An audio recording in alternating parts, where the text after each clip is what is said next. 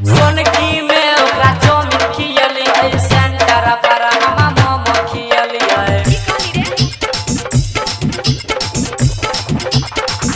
ओई घाट पर हम कचड़ी खियली सोरा में जाके समोसा खियली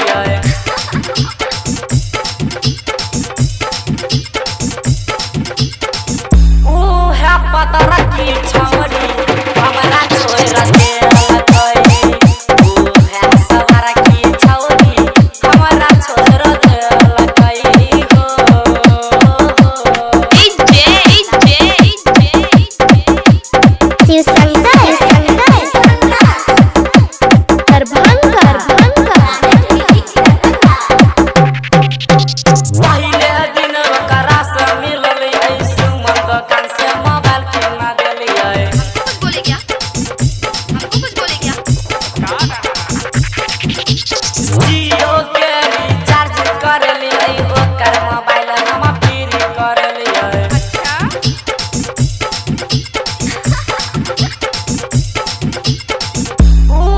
पतर की छौरी हमरा छोड़ दे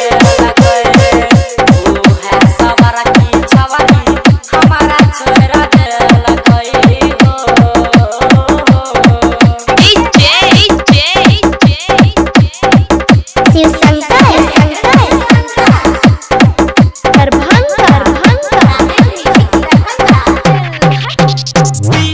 राज से ओकरा मिलले राइटर रंजित से जाके बतेलिए